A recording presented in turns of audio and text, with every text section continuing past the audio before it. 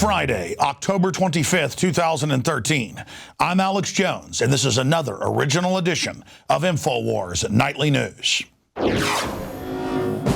Tonight, it has been estimated that the Department of Homeland Security has stockpiled at least 2 billion rounds of ammunition. And now the Department of Education begins to build up a massive firearms arsenal of their own. Then, Healthcare.gov exposed as a clever ploy to sweep up all the private data of the sheeple and turn it over to the NSA. Plus, the U.S. Army suddenly halts their program that labeled Christians as radical extremists. That's coming up next on the Infowars Nightly News. Well, our top story tonight is a bullet that's been partially dodged by the embattled island nation of Japan, racked by the most deadly nuclear disaster in modern history, Fukushima 2 years ago. Earlier this week, more than 17 people died when a record typhoon slammed into the country. And then today, there was first a 7.6, downgraded to 7.1 earthquake that took place right off the coast of Fukushima, the state of Fukushima in Japan. But only about a foot surge came in, and there was not a serious tsunami. And so right now, things are stable at the reactor site. And by stable, I mean they're not any worse. They're very unstable, with 5 of the 6 reactors still damaged and leaking highly radioactive waste into the atmosphere and into the groundwater. But it could have been a lot worse, so certainly a lot of prayers got answered on that one. So that's our top news story tonight. Now, shifting gears to more good news. In the last few months, we've spent a lot of time talking about our Fort Hood sources confirming to us and getting us documents that FEMA is there at the base, teaching them that the Founding Fathers are bad, that George Washington is bad. That's come out in the news, that Christianity is bad, that the Tea Party is illegal. And it came out via Fox News a few days ago that indeed the manuals we were sent are accurate. They're telling the soldiers, especially new recruits, that you will be arrested if you're an evangelical Christian, one of the largest Christian sects in this country, and you'll be arrested if you donate any money to those Christian groups or if you're part of the Tea Party. Unprecedented tyranny. After there was a backlash, the Secretary of the Army went public this morning with a press release saying that they were not supposed to be doing that, and that this outside instruction material will no longer be used and is inconsistent with current Army policy. Now, that's the Army Secretary, John McHugh. Ladies and gentlemen, we should have congressional investigations. People should get arrested over telling people you'll be arrested if you practice your Christian faith or give money to a mainline church or if you are part of the Tea Party, that are all legal groups. If they target minorities or even strange religious groups and persecute them, that's racketeering. That's why this is a serious criminal offense hiding in plain view. This is unprecedented. It's good news, though, that at least the Army, who's sanctioning this from the highest levels, got caught and is having to back off. In other news today, they're now removing the term under God from military documents. And the point is, this isn't part of not hurting the feelings of atheists. It's part of a program of persecuting the majority bedrock culture of this country, over 75% Christian. That's what this political correctness is about. In every socialist or communist society, this is the standard procedure, because they're not anti-God. They want the state to be God. Continuing with the police state here, the Daily Caller has the exclusive. Feds confiscate investigative reporters' confidential files during raid, claimed it was a search warrant looking for illegal guns, but they took her filing cabinets and documents on her investigative reporting on government corruption for the Washington Times. There you go. Report on the NSA. Get the SWAT team raid. The reign of terror against the press just continues. Meanwhile, over 2.5 billion rounds of ammunition have been bought by different federal agencies, enough to fight a 30-plus year war in Iraq. And now we learn that the Department of Education every year is buying hundreds of handguns, rifles, and shotguns, now totaling in the thousands in the last decade. So they're for gun control, but only for us. And continuing, their mission to domesticate the population is going extremely well. We had 24 million people on food stamps 6 years ago. Now it's right at 50 million. And there are 108,592,000 people now on welfare. That outnumbers the entire working population of the country. And, of course, most of the working population is about to retire as baby boomers. So can you imagine what's about to happen? Yeah, martial law and getting rid of your pension funds and then euthanizing you with the death panels. That's the official actuaries, Bill and Melinda Gates Foundation. They're pushing the whole thing. Their idea is going to euthanize you, and the young yuppies are going to get behind euthanizing mom and dad to get their pension fund, to get a piece of it. And then, of course, the globalists will double-cross them and increase their taxes as well. But, again, these trendies don't care. There's never been a government abuse or gang rape they didn't like, because they're delusional. As long as they imagine that everything's okay, it's great. Now, by the way, we first broke this 3 weeks ago when Healthcare.gov first launched with top computer programmers like Mike Adams of Nashville News and others. It's now completely confirmed in CBS News, Associated Press, Consumer Reports, that Healthcare.gov is exposed as a giant data gathering honeypot. And the CIA actually bragged they set it up through a private front company in QTEL, and everything you do is put in a database so they can take your bank account, your tax return, refund check, and garnish your wages. They wanted everybody to come in and sign up who didn't have health care so they could track you. And that's why they're delaying the free health care, because that was never coming. They're just going to come take your paycheck. So that's the Affordable Care Act there for you. So hope everybody enjoys that. I know all the trendies will. Let's continue. NSA site is down due to alleged DDoS attack, denial of service attack. And meanwhile, Hayden, the former head of the NSA, was on a train bragging and yelling at the top of his lungs, basically, about, I have people secretly arrested. We run black sites. We torture people. The press better do what I say, as someone was sitting right beside him, texting out everything he said. And he hasn't denied it either.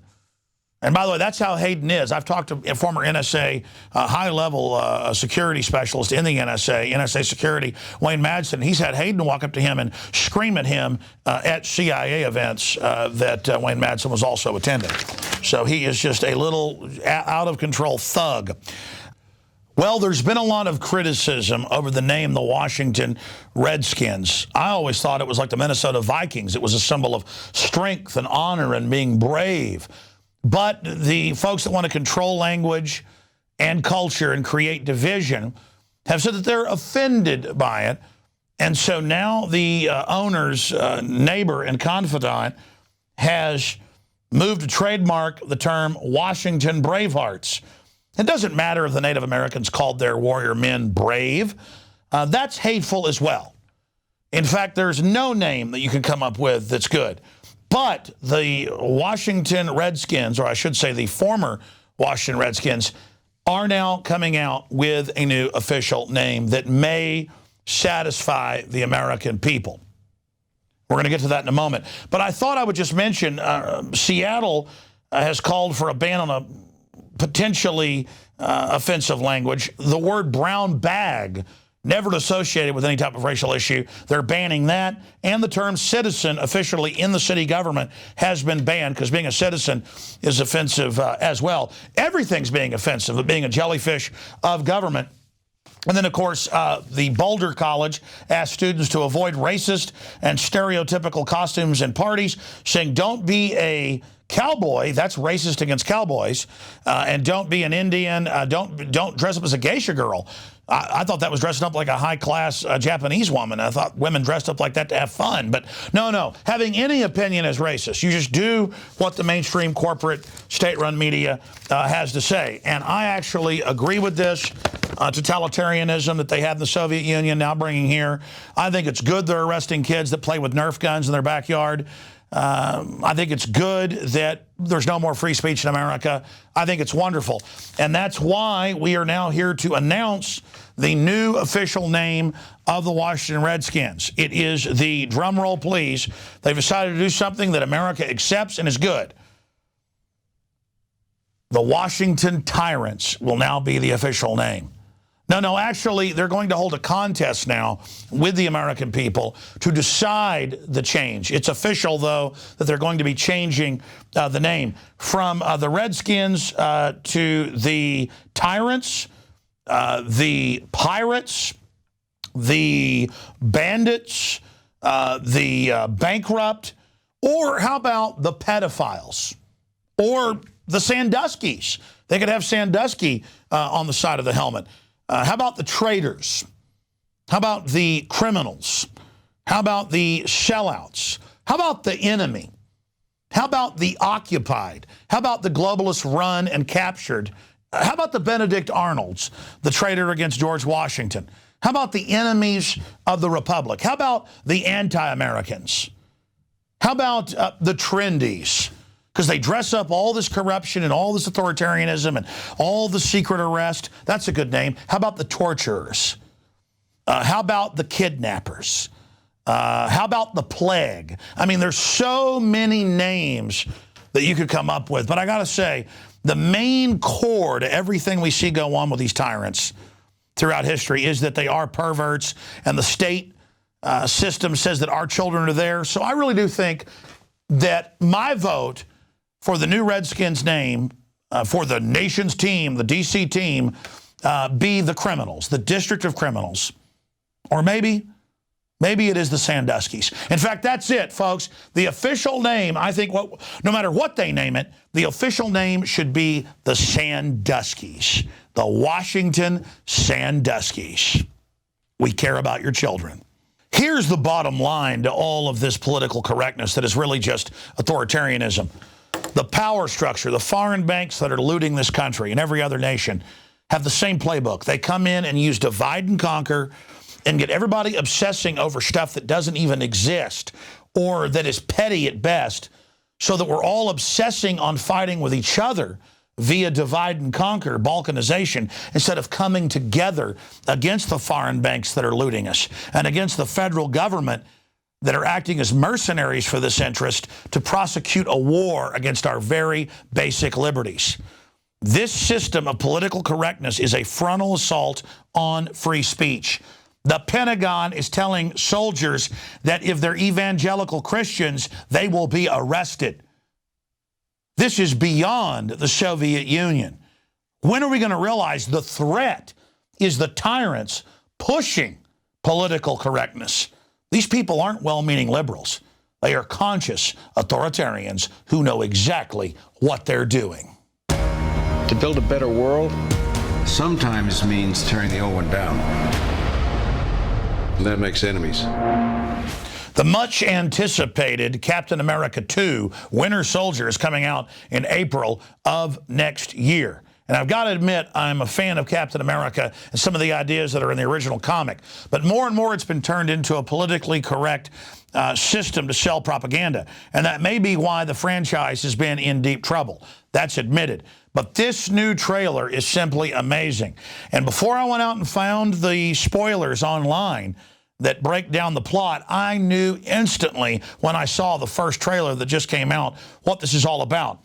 And if you read the New York Daily News and others, they say they don't know what it means. It's confusing.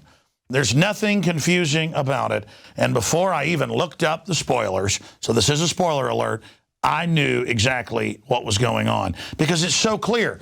Hollywood knows what we're hungry for. We know that corrupt elements have taken over the government. We're aware of this, and that's what the film is about.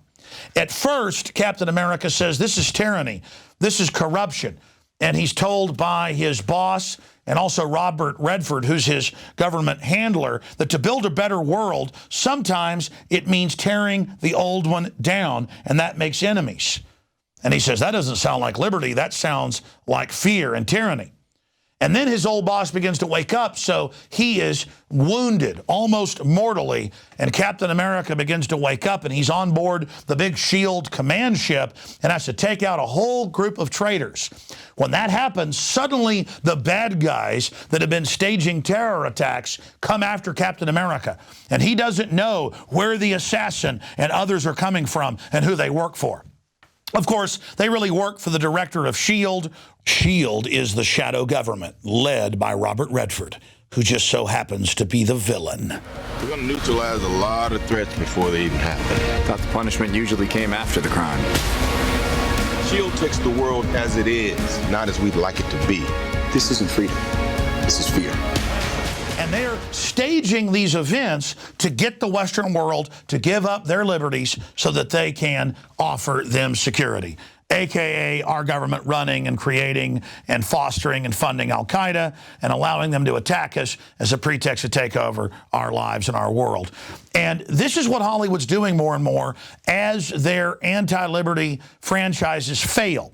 Now, when you watch mainline television shows, it's anti-liberty, anti-gun, anti-family, anti-militia. But more and more in big films like The Last Superman, they've got to give wholesome messages because they know that they've lost the body politic. The group collective and the people are waking up. Before we get started, does anyone want to get out?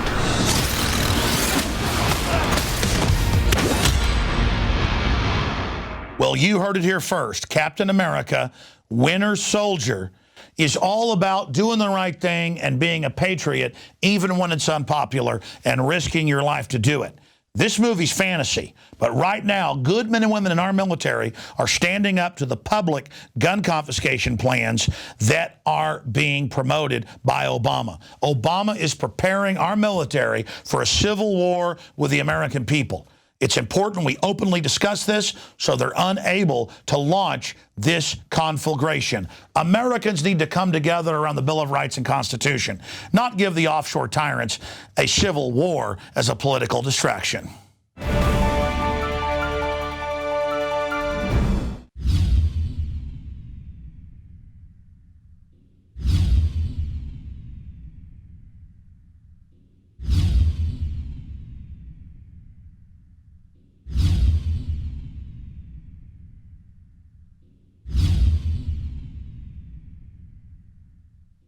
Why is nascent iodine so important? Nascent iodine is so important because it goes directly to the thyroid. It's not bonded to a salt, which means it doesn't have to be broken down, and it's the most usable form. It's what the body uses. It's what the body is designed to use. If you have low energy levels, if you have pains, if you have thyroid problems, if you don't feel up to par, well, they've proven now that the fluoride and a lack of iodine causes a decreased IQ because you have all this stuff that builds up inside your system and builds up and builds up. And that's why some people, when they start taking iodine, will have what's called a Herxheimer reaction or a detoxification reaction. But that's a good sign. That means you're detoxifying all that fluoride buildup, the mercury buildup in there, the bromine buildup in your system, and the chlorine buildup in your system. You don't want those things. All of those things have been proven as carcinogens. That's one of the reasons prostate cancer is on the rise too, is because prostate takes up iodine, and the men that are lacking iodine causes the prostate to become cystic and causes the prostate to swell and eventually leads to prostate cancer. There's been an extreme rise in polycystic ovarian disease, PCOS, with women, fibrocystic breast disease, because iodine is stored in the breast tissue, the ovaries, the prostate glands in men. It's utilized by every single cell in the body. Why does this almost taste good compared to other iodine that tastes horrible? That's because it's real iodine, atomic form. We wanted something that's going to go straight into the bloodstream and straight into the thyroid gland. We wanted to put it in a vegetable glycerin base. That's a USP kosher certified vegetable glycerin base. And that product is not tested on animals, it's vegan friendly, it's gluten free, it's GMO free.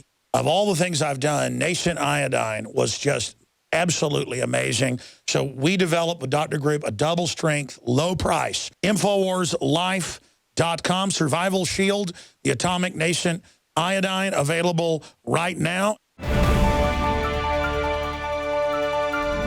Well, we've talked many times about how the real purpose of Obamacare is a massive transfer of wealth to a few selected individuals. The same thing is true of carbon credits and carbon taxes. And we're going to talk to Marc Morano of Climate Depot about that and about climate change. Welcome, Marc. Thank you for having me. Now, you've got on your website the fact that although carbon dioxide has gone up 8%, in spite of their models, we've seen a plateau or actually a decrease in global temperatures for the past 17 years. So their models aren't working. No, in fact, the theory at the moment isn't working. And in fact, if you go back geologically, the Earth has had many times higher CO2 with similar temperatures to today. We've had ice ages with lower CO2. I mean, it is a fascinating to look at. If you look at the recent years, since 1997, 98, we've had no global warming. Put another way, every kid who graduated high school this year has not experienced global warming. Put even another way, kids in elementary school today have only experienced a slight global cooling since 2002. And this is what you call egg on your face scientifically. Well, maybe that's not a scientific term, but you get the idea. Yeah, but they're all hearing, all these kids in school, to them, the reality is that there's massive global warming because there's been this massive media campaign as well as campaign within the schools to convince them that that is the reality. What they've done, because reality isn't working for them, and it's beyond global temperature. We're talking no acceleration in sea level rise, polar bear populations expanding. We're talking extreme weather at historic lows with no trends, by the way, actually declining trends in drought over 60 years globally and in the United States. Big downturn and big tornadoes, F3 or larger. Historic lows for hurricanes. No trend in floods. Heat waves actually this past year were near 100-year lows. I mean, on every measure, they are failing. And Arctic ice, huge expansion this year. Antarctic ice in the South Pole, record expansion of all time since monitoring began. They can't get a break. But what they've done, the reason they can come out and say it's worse than we thought and scare kids and anyone else who's gullible is to say, well, it may not be that bad now, but our predictions now for 50 to 100 years are much worse. And so that's part of what they're doing is when reality fails, they make the predictions of the future that much scarier. And then they say it's worse than we thought. Why? Because our predictions are scarier. Forget about what's happening now. But their models don't work. We had a scientist that was actually honest about this. It was on the IPCC. His name is Hans von Storch, and he told Der Spiegel about a month ago, he said, it's not working. He said, according to their models, to have a 15-year period, and actually it's 17 years, where global warming didn't occur with these kind of CO2 escalations, he said there was only a 2% chance that that would happen. So basically, when you've got a real scientific community that's actually going out there and looking at the data, you know, that creates a real problem for them. But they always argue from the position of consensus. They say, well, 97% of the scientists, as they define scientists, believe in this, so therefore it must be true. We've always seen in scientific advances that it was the skeptics who looked at the real data and said, you know, this really doesn't fit the theory. That's where we get our advances, right? Yes. In fact, it's actually not 90%. They claim 97% consensus. Right. And a big part of that was based on 77 anonymous scientists that were whittled down from 10,000. This is how they come up with these numbers. So it's 77 activist global warming researchers who they claim is a 97% consensus. This is what they bandy about for years. And the media will, of course, repeat it over and over. But you made a very good point on climate models. When the UN is honest, when people like Kevin Trenbeth are asked, they will admit they're not even predictions. They're merely emission scenarios. When UN scientists like Jim Renwick of New Zealand comes out, he will say models don't even account for half the variability in nature. Thus, they don't expect them to do well. But they're a useful tool because they can pretty much tune a model to show whatever you want. And when you're a United Nations activist scientist that you were handpicked by a government to go to these UN conferences where your summary for policymakers, your report, has to be signed off on line by UN bureaucrats and reports, believe me, your climate models are going to show scary things or you have no business being there. This is a self-serving organization. If the UN climate panel fails to show global warming as a problem, it fails to have a reason to exist. And we saw the ClimateGate emails a couple of years ago. It's actually 2009, they released 1,000 of them. Then 2011, they released 5,000 of them. And we see them going back and forth. They knew at that time that the data didn't fit their models, didn't fit their theory. Yes. And they were talking about, we got to hide the decline. Yes, they talked openly about how they could essentially massage their narrative. Yes. And what the ClimateGate really showed us was it was the upper echelon of United Nations scientists, for lack of a better word, colluding with each other on how to craft a narrative. They openly talked about how to exclude studies that didn't support it, how they didn't like the solar scientists because they were trying to claim the sun had too big of an influence, how they would threaten journal editors from publishing a scientist's work. And right after ClimateGate broke, UN scientists came out and turned on fellow UN scientists saying, that head people should be forced to resign. And they said, by writing these words, we know we may never publish again. This became a good old boys network of scientists getting that $1 billion a day. I don't know if you saw that figure, $1 billion a day spent on global warming. These scientists don't want anything to get in the way of that, but they also are believers. I mean, this is the narrative of their day. This is the science of the day, and it's a politically crafted science. We have our National Academy of Science take money from Congress and then lobby for a climate bill, and then they issue a climate statement as though they're a neutral body. I mean, it's an amazing thing to see how science has been politicized, corrupted, and how a narrative has been crafted through the pressure of politics. You're right. It's a lot of intimidation just based on, well, this person is an esteemed scientist. We saw this at the American Meteorological Society, had their annual meeting here in Austin, and we went there and there was an amazing condescension towards meteorologists, people who have models that are short-term. They're going out, they're measuring against their model and seeing if it actually works and then making adjustments in their model. And these people who weren't making any measurements or whose measurements were not fitting their model were just condescending towards meteorologists. There was an organization there that's funded by George Soros called Forecast the Facts. And they were go just after each weatherman. If a weatherman makes a skeptical statement, they try to intimidate, harass him. That's you right. mentioned the American Meteorological is a very good point. The survey at one point a few years ago showed up to 75% of the rank and file meteorologists of the American Meteorological Society were not only skeptical of global warming, but many believed it was an outright hoax. They actually used the word hoax, like the Weather Channel founder John Coleman has used. Yes. Because of that, the governing board, and this is how they come up with a consensus, but the American Meteorological Society issued a statement saying they agree with basically Al Gore and the UN. How is that possible? Well, a small group of 24 or so governing board members of the American Meteorological Society and all these other science bodies come up with a politically crafted statement with leaders that are tied to funding and Washington politics, and they exclude the members. There's no direct vote. There's no direct voice of the rank and file members. They come out with a statement. So you have a group like American Meteorological, 75% are skeptical, but yet the group is on record as being totally supportive of the UN climate view. That's Absolutely. how they craft a consensus. It's called total nonsense. Mark, we're almost out of time. Real quickly, just touch on this idea of carbon credits. This is something that Al Gore has put together with a former partner of Goldman Sachs, the blood and gore carbon credits. Why should we have to pay them? We see that there's not any global warming, but they're still maintaining that that is happening. Why should we have to pay them a kind of religious indulgence? Why not pay you? Well, what Al Gore did is he had a group called Kleiner Perkins, and they invested $1 billion in 40 different firms. This is back, I think, in 2008, 2009. Well, why did he do that? Well, he was counting on UN climate treaty. He was counting on cap and trade to pass Congress.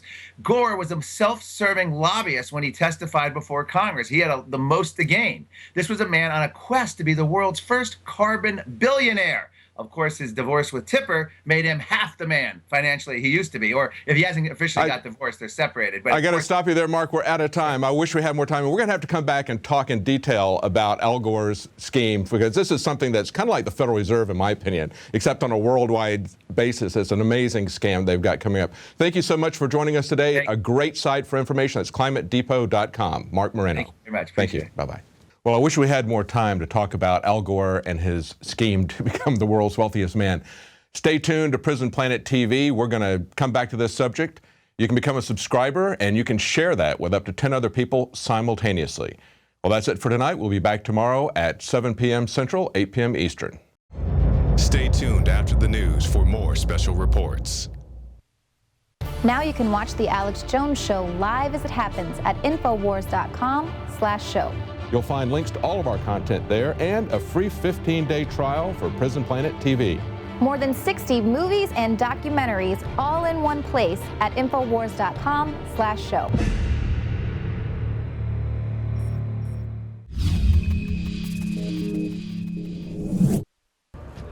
Now, C.J. Grisham is a prominent military blogger and founder of Soldier's Perspective, who after his illegal arrest in Temple found himself at the tip of the spear in the gun debate. Naturally, Open Carey, Texas was born. I want to welcome my friend and fellow patriot, C.J. Grisham.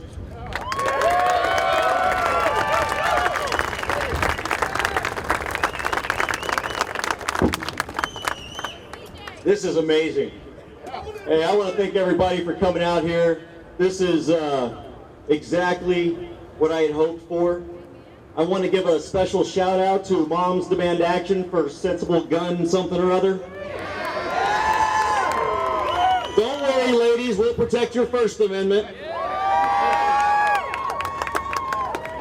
Before,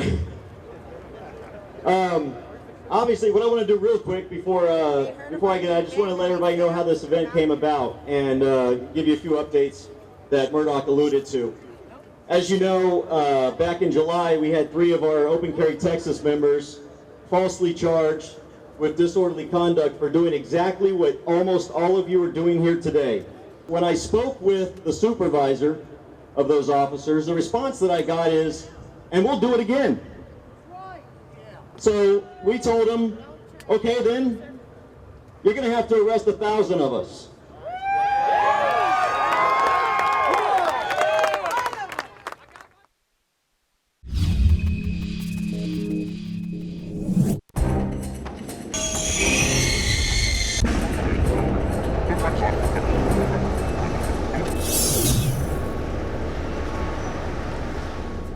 Here's one incident that won't be in the FBI statistics: an armed pastor stopping what appeared to be an armed robbery.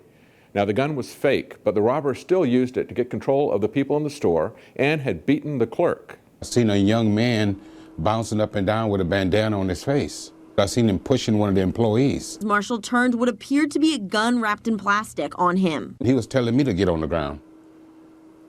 But that's when I pulled my weapon and said, no, you get on the ground. And I just told him this is out of love. Many are now calling Pastor Sanders a hero, but he says he was simply in the right place at the right time, doing what he had to do. I laid my life down for some people.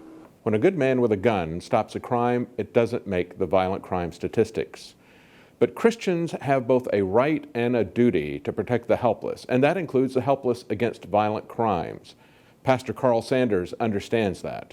In stark contrast are those who, out of fear or ignorance or grief, lash out at innocent gun owners and even inanimate objects like guns. Now that you've been so personally touched, and you're in such a position of authority, is it affecting what you're going to be saying about this going forward? Well, yeah, but it's going to affect me in all 3 of those areas, not just in simply gun control.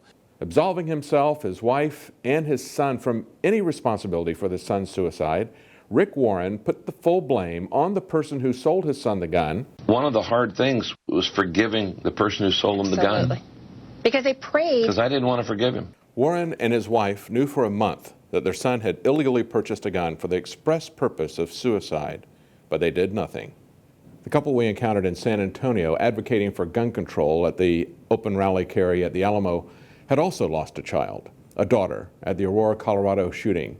And I believe that they had also misdirected their anger and their grief towards infringing the rights of law-abiding citizens to protect themselves. Fortunately, the group they joined, 1 Million Moms for Gun Control, had so few members that they changed the name to Moms Demand Action for Gun Sense. Well, I mean, that's the big issue, is there's probably 5 people here against the guns, and they're claiming it's probably true. There's a guy with a lot of sadness in his eyes, that it's his loved one that was lost at Aurora, and that's basically our fault. And the media is preying on these victims of gun control and gun-free zones like movie theaters, schools, and military bases, where the SWAT team was ordered to stand down at the Naval Yard. They are preying on us, and they're preying on people that have had loved ones that are lost in our pain to then blame others that have the right to self-defense. The offensive to get our guns is backfiring. The offensive to blame us for people on serotonin reuptake inhibitors who get guns illegally and go out and kill people, trying to blame that guilt on us. No, we blame the people that put their kids on all these drugs and hop them up in the psychiatric system. The insert says it can make you commit mass murder, make you commit suicide, mania. And in 90+% of the cases, they're on these drugs. No mention is ever made in the media of the real root of violence in America: drugs. Both prescription drugs and illegal drugs. The war on drugs accounts for over 80% of the shootings in Chicago, according to a former Chicago prosecutor with decades of experience. And as Alex Jones just pointed out, the common factor in suicidal mass shootings are prescription drugs, SSRIs. For Infowars Nightly News, I'm David Knight.